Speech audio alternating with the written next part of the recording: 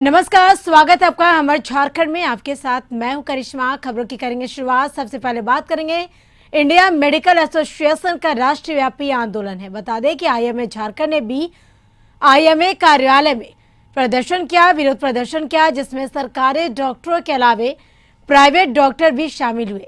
डॉक्टरों और स्वास्थ्य कर्मियों पर हो रहे हिंसक घटनाओं पर डॉक्टरों ने रोष जताया है और साथ ही सेंट्रल मेडिकल प्रोटेक्शन बिल लागू करने की डॉक्टरों ने मांग की है। वहीं कहा कि अस्पताल और डॉक्टरों पर होने वाले हिंसा को फास्ट ट्रैक कोर्ट के तहत जल्द निपटारा किया जाए। डॉक्टरों के इस आंदोलन से मरीजों को कोई परेशानी नहीं होगी। डॉक्टरों ने कहा कि कोरोना काल में डॉक्टरों ने अपनी परवाह किए बगैर संक्रमितों की सेवा की है।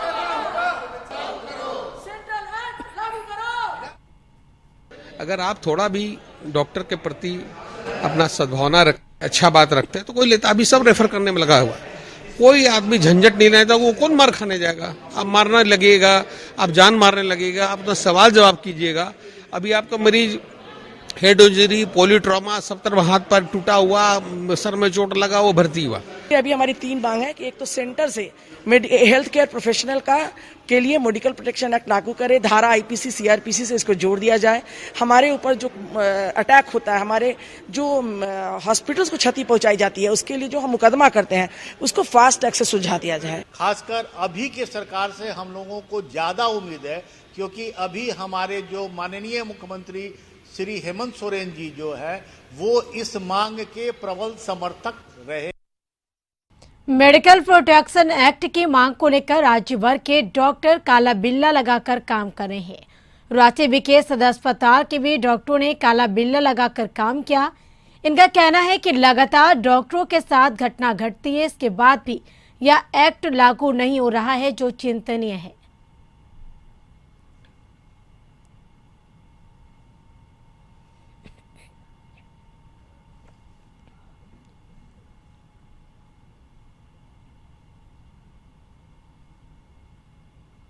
वायलेंस के अगेंस्ट में है और आईएमए के तरफ से और झांसा के तरफ से ये हम लोगों का डिमांड है कि जो सेंट्रल में मेडिकल प्रोटेक्शन एक्ट है, प्रोटेक्शन एक्ट जो भी बना हुआ है वो सारे पूरे देश में हर स्टेट में वही लागू किया जाए।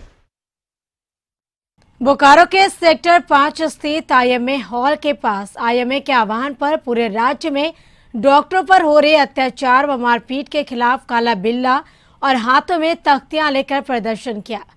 डॉक्टरों ने सरकार से सुरक्षा की मांग की। डॉक्टरों ने स्पष्ट तौर पर कहा कि वैसे लोग डॉक्टरों के साथ मारपीट करते हैं जिन्हें अपना बिल कम करवाना होता है। डॉक्टरों पर आरोप प्रत्यारोप लगाते हैं और साथ ही कहा कि हम डॉक्टर पूरी कोशिश करते हैं कि मरीजों को बेहतर इलाज और सुविधा दें, जिससे कि मरीज ठीक होकर अपने घर लौट सके। बावजूद इसके अगर किसी मरीज की जान चली जाती है तो इसके लिए हम डॉक्टर को दोषी क्यों ठहराया जाता है? इस कोरोना काल में हमारे 700 से अधिक डॉक्टरों की मौत हुई है। यदि हमारे बस में रहता तो हम उन्हें बचा सकते थे, परंतु ऐसा नहीं है। हम अपनी तरफ से पूरी कोशिश करते हैं, बावजूद उसके अगर किसी मरीज की मौत हो जाती है तो हम डॉक्टरों पर आरोप लगाकर मारपीट करना, तोड़फोड़ करना कहीं से उचित नहीं है। इसलिए हम सरकार से यह मांग करते हैं कि हम सभी डॉक्टरों के लिए सुरक्षा मुहैया कराया जाए। में जो हड़ताल या विरोध प्रकट कर रहा है, ये मेन मुद्दा हमारा है। जो आए दिन अभी चिकित्सकों और स्वास्थ्य कर्मियों पे जो आए दिन हमला हो रहा है, और ये कोरोना काल में खास करके कोरोना काल में जो इतने ये हमले हो रही हैं, इसके विरोध में हम आईएमए जो है देशव्यापी हड़ताल कर रहा है। कृषि मंत्री बादल पत्रलेख की प्रेस वार्ता कांग्रेस भवन ऋण माफी पर कहा कि आज हमारी सरकार 2,46,012 किसानों की ऋण माफी कर दी है। पिछले सरकार में इस तरह कुछ नहीं हुआ जो आज किसानों के लिए आंदोलन कर रहे हैं, खेतों में धरना दे रहे हैं। किसानों को उनका हक दिलाने का काम बता दें कि धान क्रय का पैसा भी किसानों को दिया जा रहा है। पेट्रोल डीजल के बढ़ते दाम से किसान परेशान है। विपक्ष को अपनी भूमिका निभाना चाहिए। सरकार बता दें कि बीजों का वितरण लगातार कर रही है और खाद की कालाबाजारी रोकने के लिए कमेटी बना दी गई है। कृषि कानून हमारी अनुमति बिना लागू किया गया, केंद्र से मंत्री बादल पत्रलेख ने सवाल पूछा तो कहा कि देश हित में नहीं, किसानों के लिए मैं हमेशा खड़ा रहूंगा। लेकिन ऐसी बातें देखने को नहीं मिली। यदि मिलती तो साधुवाद हम देते और धन्यवाद कहते। लम्हों में खता होती है, सदा सदियां पाती है। ये दौर शायद ही फिर कभी जीवन में आएगा। राजनीति करने के प्लेटफॉर्म और भी आएंगे, लेकिन मैं इतना ही कहना चाहूंगा कि पहली बार समय से पहले 1 महीना पहले बीजों का वितरण शुरू किया गया और अभी तक कुल लक्ष्य के 68.29% बीज का वितरण किसानों के बीच हो चुका है। मांग बढ़ी है, 44,000 क्विंटल से 50,000 क्विंटल तक का लगभग का आंकड़ा हम छू रहे हैं। और भी किसानों को जरूरत पड़ी तो हम आगे जा सकते हैं। यदि राष्ट्रीय NSC जो सर्वोत्तम बीज कंपनी है, राष्ट्रीय मानक पर है, राष्ट्रीय कंपनी है, वो हमें बीज देने में सक्षम हो। राज्य के किसानों को धान बिक्री का पैसा नहीं मिलने को लेकर भारतीय जनता पार्टी ने किसानों के समर्थन में राज्य सरकार के खिलाफ मोर्चा खोला है। इसी के तहत किसानों की लड़ाई को मजबूत करने को लेकर भारतीय जनता पार्टी के द्वारा खेतों में 1 दिवसीय धरना कर विरोध प्रदर्शन किया गया।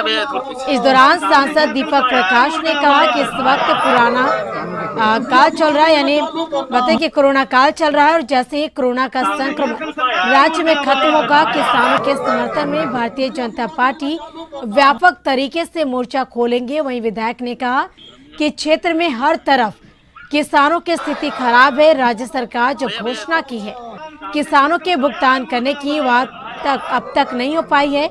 इसे लड़ाई को मजबूत करने के लिए 1 दिवसीय धरना प्रदर्शन का कार्यक्रम था और आगे इस तरह के कार्यक्रम जारी रहेगा जब तक सरकार यानी राज्य के किसानों के बारे में नहीं सोचेगी। पार्टी के कार्यकर्ता किसानों के साथ मिलकर के संघर्ष कर रही है। इस खेत के माध्यम से हम इस जन विरोधी जो सरकार है, किसान विरोधी सरकार है, उसके खिलाफ हम आंदोलन करने का आह्वान कर रहे हैं। और आंदोलन इसलिए कर रहे हैं कि किसानों के ने अपने उत्पादित धान नवंबर में बिक्री की थी, उसके पैसे अभी तक नहीं मिले। जब तक इनका भुगतान नहीं हो जाएगा, जब तक जो इनका ओलावृष्टि से, प्राकृतिक आपदा के वजह से जो इन लोगों का जो क्षति हुआ है लाखों किसानों का हमारे क्षेत्र में, जब तक उसका भुगतान नहीं हो जाएगा तब तक ये संघर्ष जारी रहेगा। राज्य भर में किसानों के मुद्दे को लेकर बीजेपी राज्य भर में धरने पर बैठी है। धान खरीद की अनियमितता और बता दें कि पैसा नहीं मिलने समेत कई मुद्दों को लेकर बीजेपी के नेता और कार्यकर्ता अपने अपने क्षेत्र के खेतों में धरना देकर विरोध जताया है। प्रदेश अध्यक्ष और सांसद दीपक प्रकाश काके प्रखंड के सुकुरहुट्टू स्थित छिटकल टोली के खेत में किसानों के साथ धरने पर बैठे। वहीं बीजेपी विधायक दल के नेता बाबूलाल मरांडी गिरिडीह जिले के चंदौली मंडल के लौटाई गांव में धरना का नेतृत्व किया।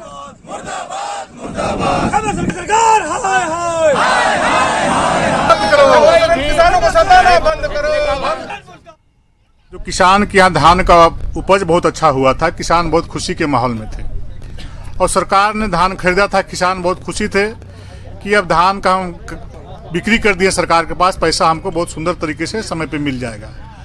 लेकिन आपने देखा होगा कि आज 8 महीने बीत गए, किसान धान बो रहे हैं, आपके सामने धान का बीड़ा लोग छींट रहे हैं, ख्याल चला रहे हैं, लेकिन किसान आज हतोत्साहित हैं, बहुत निराश हैं, लाचार हैं, बेबस हैं कि आज तक किसानों का धान का क्रय मूल्य सरकार ने किसानों को देने का काम नहीं किया है।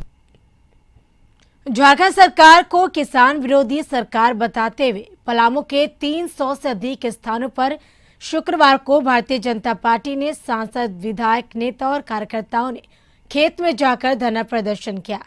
इसी क्रम में पलामू सांसद विष्णु दयाल राम ने चैनपुर के काराकाट बंदुआ गांव में खेत में बैठकर किसानों के साथ चौपाल लगाकर उनकी समस्याएं जानी और हेमंत सरकार के खिलाफ हल्ला बोला। इस दौरान सांसद ने नरेंद्र मोदी सरकार द्वारा किसानों के हित में चलाए जा रहे योजनाओं के बारे में भी किसानों को जानकारी थी। सांसद वीडी राम ने बताया कि हेमंत सरकार की असंवेदनशीलता के कारण किसानों से धान खरीद नहीं हो सकी, जबकि जिन किसानों से धान क्रय किया गया है उन्हें अभी तक भुगतान नहीं दिया गया है। अपना धान लेके गए, उनको सूचना दी गई, लेकिन उनका धान खरीदा नहीं गया और धान वहीं बाहर में रह गया, धान सड़ गया। उसका मुआवजा कौन देगा? राज्य सरकार को उसका मुआवजा देना चाहिए किसानों को।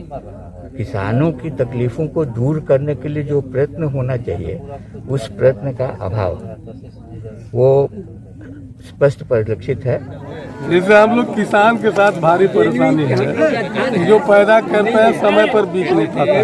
प्रखंड में मान लीजिए हुआ कि नहीं धान ला करके दीजिए, जिनका खेत ही नहीं है उनको आईडी है, जिनके पास खेत है उनका आईडी कम का है, समय से न पैसा मिलता है, ले जाने के बाद मान लीजिए धान बिक नहीं रहा है, 10 दिन 15 दिन धान को अगोरना पड़ता है।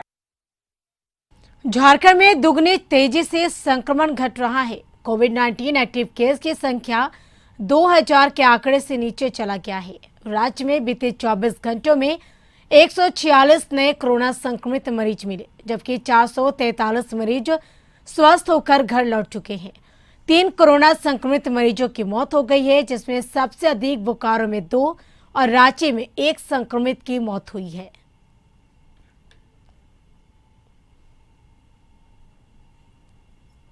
यहाँ रुकेंगे एक छोटे से ब्रेक के लिए, ब्रेक के बाद जल्द। तो वहीं जामताड़ा में मूसलाधार बारिश पिछले कई दिनों से हो रही है। बता दें कि विकराल रूप धारण कर लिया है। मूसलाधार बारिश लगातार हो रही है। नदी, तालाब, खेत और अधिकांश सड़क जलमग्न हो गया है।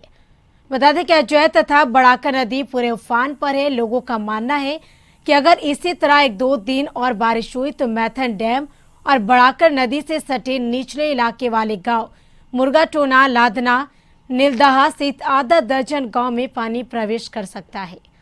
कर्माटांड नारायणपुर के बीच सीकर पोसनी में बने पुल के ऊपर से पानी बह रहा है। लोगों का कहना है कि पुल पहले से क्षतिग्रस्त है और इस बार ऐसा लग रहा कि बारिश के पानी में शायद पुल ना बह जाए। शहरी क्षेत्रों में सड़क और नाले के ऊपर से पानी बह रहा और उसके बीच से लोग जाने को विवश है।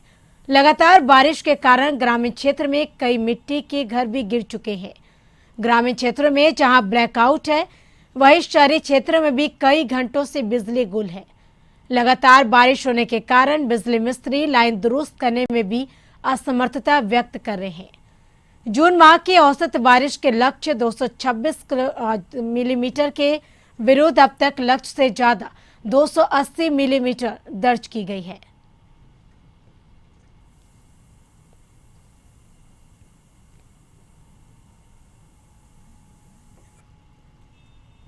बोकारो जिले में मानसून की रफ्तार पकड़ लिए। बता दें कि लगातार बारिश हो रही है। पिछले 24 घंटे में रिकॉर्ड 65.2 mm बारिश का रिकॉर्ड दर्ज किया गया है। लगातार हो रही बारिश से जनजीवन अस्त व्यस्त हो गया है। लगातार हो रही बारिश से तेनूघाट डैम में भी पानी का दबाव बढ़ गया है। इसको लेकर डैम के 2 फाटक भी खोल दिए गए हैं। डैम के 2 फाटक को खोले जाने से दामोदर नदी का जलस्तर भी धीरे धीरे बढ़ रहा है। बोकारो के गरगा का डैम में एक फाटक को भी खोल दिया गया, जिसके चलते गरगा नदी में भी पानी का जलस्तर धीरे धीरे बढ़ रहा है। पिछले 3 दिनों से लगातार बारिश हो रही। बारिश होने से लोगों के घरों में पानी घुस गया, जिससे लोगों के घरों से बाहर निकलना भी कम हो गया है।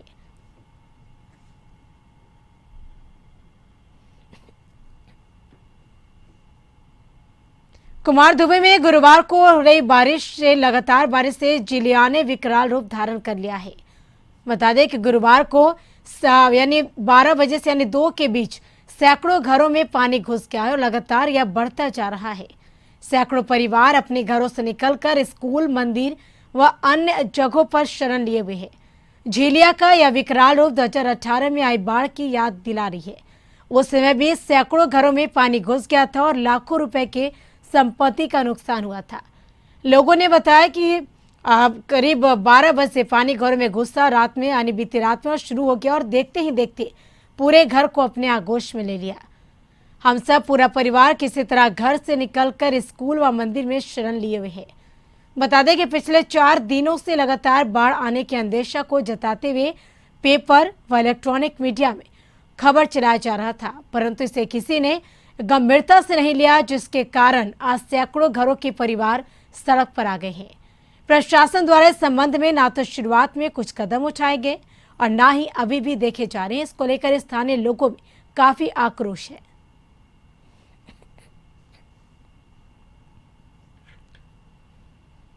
इजराइल के सेब और वियतनाम, इंडोनेशिया, भूटान के विभिन्न प्रजातियों के आम की खेती अब जामताड़ा में होने लगी है। कुर्नेत प्रखंड के अंबा गांव के किसान अरिंदम चक्रवर्ती ने लगभग 7 एकड़ जमीन पर यह खेती प्रारंभ की है। पिछले 3 वर्षों के मेहनत के बाद अब सेब और आम में फल से यानी आम के फल से किसान के चेहरे खिल उठे हैं। कॉमर्स से स्नातक पास अरिंदम छोटे भाई जो पेशे से इंजीनियर है, उनके सहयोग से अपने बगीचे में 1500 पेड़ लगाए हैं, जिसमें इजराइल के 3 और भारत के 1 प्रजाति के सेब के पेड़ हैं। वहीं आम के विदेशी और देसी कुल 22 प्रजाति के पेड़ हैं। इसके अलावा लीची और नींबू की भी कई प्रजातियां शामिल है। अरिंदम राज के दूसरे ऐसे किसान हैं जिन्होंने झारखंड में सेब की खेती की है। यही कारण है कि कृषि विज्ञान केंद्र के प्रधान वैज्ञानिक डॉक्टर संजीव कुमार के अलावा कृषि विभाग के कई वरीय अधिकारी उसके बगीचे का समय समय पर निरीक्षण कर आवश्यक दिशा निर्देश देते रहते हैं। और यही नहीं, जिले में सेब की पहली बार खेती होने के कारण आसपास के किसान भी उसके पेड़ को देखने आ रहे हैं। कृषि विज्ञान केंद्र के प्रधान वैज्ञानिक संजीव कुमार ने कहा कि अरिंदम काफी मेहनती किसान है। उन्होंने कृषि विज्ञान केंद्र और अन्य राज्यों में जाकर फलों की खेती का प्रशिक्षण भी लिया और अन्य किसानों को उनसे सीख लेना चाहिए। लगा चुका 15 से 1600 पौधा यहाँ है। उसमें से 1000 पौधा आम का है, 150 पौधा लीची का है, 150 पौधा आपका सेब का है और 150 पौधा आपका अमरूद का है। और कुछ जैसे नारियल है 4-5 पौधा आपका एवोकाडो का है, 2 राम भूटान का है और 10 पौधा नींबू का है। इस तरह से 15 से 1600 पेड़ टोटल मेरा यहाँ है। कृषि विज्ञान केंद्र से जुड़ने के बाद वो बहुत उत्साहित है और अपने बगीचे में तरह तरह के आम से लेकर के सेब की वैरायटी लगाया और उसमें जो भी तकनीकी उनको जरूरत पड़ती कृषि विज्ञान केंद्र से सहायता लेते हैं। उन्होंने प्रशिक्षण भी ले रखा है कृषि विज्ञान। धनबाद जिले में मानसून की लगातार बारिश से आम जनता का हाल बेहाल है। सड़कों व नालों में पानी बह रही है। कई बिजली खंभों में करंट प्रभावित हो रही है, जिससे सार्वजनिक स्थानों पर खतरा लगातार बना हुआ है। शहर के रणधीर वर्मा चौक में बिजली खंभे में करंट आ जाने से एक मवेशी की मौत हो गई है।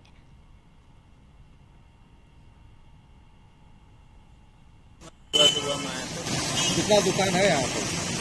यहाँ पे 3-4 दुकान है। कैसे पता चला करंट को भरा? तो देख रहे हैं कि यहाँ पे तार सटा हुआ, वही हम देख रहे हैं। क्या बिजली विभाग को फोन किया? फोन करने गए तो वहाँ पे मतलब कोई है ही नहीं, बंद है ताला।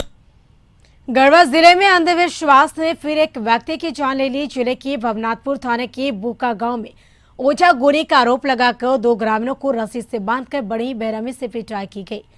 इनमें घायल एक व्यक्ति की मौत उप स्वास्थ्य केंद्र भवनाथपुर में इलाज के बाद गढ़वा सदर अस्पताल में इलाज के क्रम में हो गई।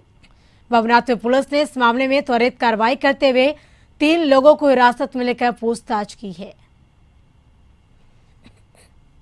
लंगड़ी जगह जहाँ का यह मामला है, दिनांक 17/6/2021 को सुबह मारपीट की घटना वहाँ पर घटित हुई है, जिसमें 2 लोग जख्मी हुए थे, शिवनाथ पासवान एवं एक अदालत सिंह, जिसमें शिवनाथ पासवान इलाज के क्रम में उनकी मृत्यु हो गई और उसके आधार पर फिर एक कांड दर्ज किया गया भवनाथपुर थाना कांड अंतर्गत। रुआची और मांझी थाना इलाके के चकला पंचायत के अंतर्गत दाग में पेड़ से झूलता हुआ युवक का शव दिखा। यह देख इलाके में सनसनी फैल गई। ग्रामीणों ने इसकी सूचना पुलिस को दी। पुलिस ने मौके पर पहुंचकर पेड़ से झूलते हुए युवक का शव को उतारा और शिनाख्त में जुट गए। गांव के लोगों से भी पूछताछ की गई है।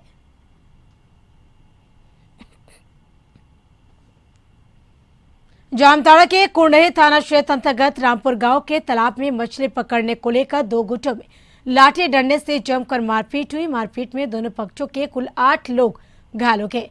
सभी घायलों को इलाज के लिए कुंडही स्थित CHC में भर्ती कराया गया। जानकारी के अनुसार रामपुर गांव के तालाब में मलिकाना हक को लेकर 2 गुटों में पुराना विवाद चला आ रहा था।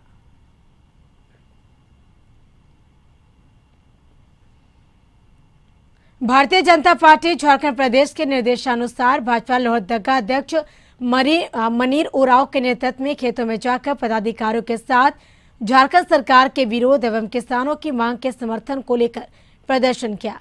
इनकी मांग है कि बीच के समय उपलब्धि प्राप्ति यानी बकाया राशि का भुगतान सरकार द्वारा उपलब्ध कराए गए बीजों में भ्रष्टाचार मुक्त हो। वर्तमान झारखंड सरकार के द्वारा किए गए वायदे अनुसार माफियों, किसान और विभाग के बीच बिचौलियों को हटाकर प्रचार करने की मांग यानी झारखंड सरकार के द्वारा किसानों को ट्रैक्टर का पूर्ण करें और साथ ही अन्य कृषि उपकरण को सुविधाओं को उपलब्ध कराने की मांग की है। जो सरकार है हेमंत और कांग्रेस का, ये टोटल आपका किसान विरोधी सरकार है। किसान के साथ छलावा कर रहा है। किसान का जो धान अधिप्राप्त किया था उसका आज तक भुगतान नहीं किया है। साथ ही साथ जो भाजपा सरकार थी उस समय किसान की जो योजनाएं थी उसको बंद कर दिया गया। आप जानते होंगे कि किसान के लिए आपका मुख्यमंत्री आशीर्वाद योजना चालू किया गया था, जिससे हर साल प्रति एकड़ 5,000 मिलती थी, उसको बंद कर दिया गया। कृषि विभाग के माध्यम से आपका राइस फ्लो योजना चलती थी जो टोटल किसानों के हित में थी, उसको बंद कर दिया गया। भाजपा के द्वारा किसानों के हक और अधिकार की मांग को लेकर खलारी कोलांचल क्षेत्र में खेत खलियान में प्रदर्शन किया गया। इस विरोध प्रदर्शन के दौरान भाजपा कार्यकर्ताओं ने झारखंड सरकार के खिलाफ जमकर नारेबाजी की।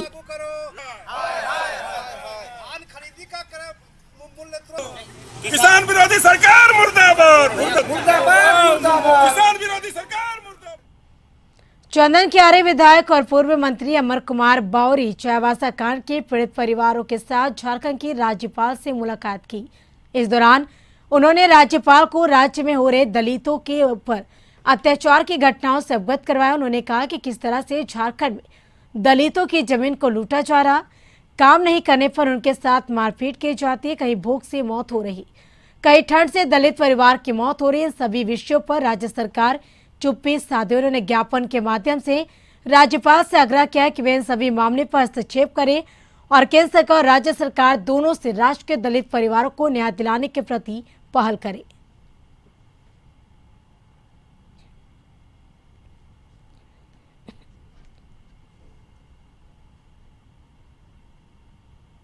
जाति आयोग की टीम के दौरे के बाद, उपाध्यक्ष के दौरे के बाद अपराधियों को पकड़ने के 24 घंटे के अल्टीमेटम ऐसा आश्वासन देने के बाद भी आज अपराधी बेखौफ घूम रहे हैं, डीसी के यहाँ बैठ रहे हैं और ये लोग डर करके अपने नेटिव लैंड को वहाँ से छोड़ करके यहाँ बैठे हुए हैं।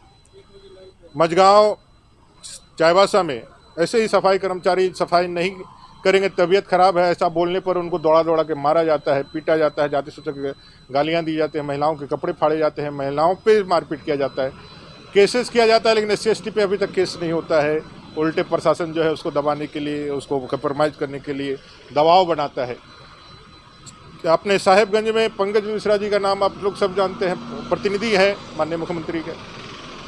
एक दलित परिवार का ज़मीन का कब्जा होता है, उनका नाम आता है, वो आलिशान घर बनाते हैं, लोग बार बार कहते हैं कि भाई कैसे आपने कर लिया, CNT SPD का भी उल्लंघन है। लेकिन ये सारे मामलों में कहीं ना कहीं सरकार के लोग हैं या फिर सरकार के वो लोग हैं जिनके वोट से लगता है कि उनकी सरकार बनी है। वोट बैंक का तुष्टिकरण या वोट बैंक के राजनीति के कारण अन्याय, अत्याचार, अपराध। इसी के साथ इस बुलेटिन में फिलहाल इतना ही। आप बने रहिए कशिश न्यूज के साथ। नमस्कार।